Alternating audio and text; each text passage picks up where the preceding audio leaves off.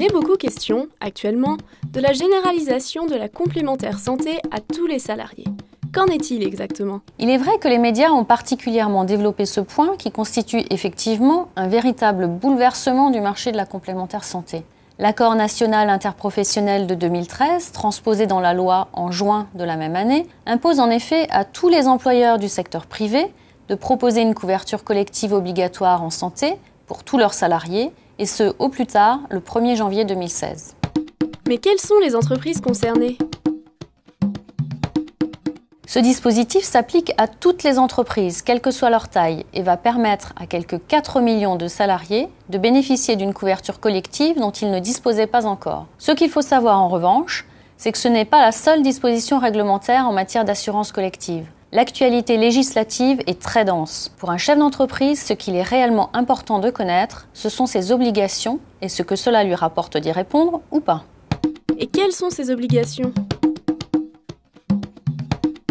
Eh bien, nous venons d'évoquer l'obligation d'assurer tous ses salariés par un contrat d'assurance santé collectif obligatoire. Cela doit se faire en respectant un certain formalisme de mise en place, un délai imposé, un niveau de garantie minimum, une participation financière minimale de l'employeur.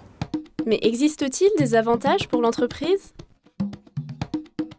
En contrepartie, l'entreprise bénéficie de certains avantages très appréciables. En premier lieu, des exonérations fiscales et sociales, ce qui n'est vraiment pas négligeable, et c'est également un moyen intéressant pour récompenser ses salariés, les fidéliser, voire contribuer au maintien d'un bon climat social.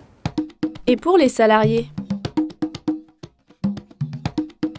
Les salariés, quant à eux, bénéficient d'une couverture de leurs dépenses de santé, prise en charge en partie par leur employeur, et par ailleurs, la part de cotisation salariale n'est pas soumise à l'impôt sur le revenu. Au final, une obligation qui apporte également de vrais plus à l'entreprise et à ses salariés. Quels conseils donneriez-vous aux entreprises? Je leur dirais, prenez votre temps, mais ne le perdez pas. Prenez votre temps pour choisir la solution d'assurance qui vous convient le mieux en termes de garantie et de budget, mais ne perdez pas de temps, car vous pouvez dès à présent profiter des exonérations fiscales et sociales, avantager vos salariés et surtout être en conformité avec la loi dans les meilleurs délais. Quel délai le chef d'entreprise doit-il prévoir? Mettre en place un régime frais de santé peut nécessiter quelques semaines, voire plusieurs mois d'échanges, de partage avec les salariés, le comptable, les différents intervenants sur le marché. Il serait dommage de faire des mauvais choix dans l'urgence et à la dernière minute pour respecter vos obligations. Et en pratique, à qui doivent-ils s'adresser? Pour les aider à y voir clair, je leur conseillerais aussi de se faire accompagner d'experts qui sauront décoder pour eux tous les aspects administratifs et législatifs. C'est MAF Pro et c'est pour vous, les pros.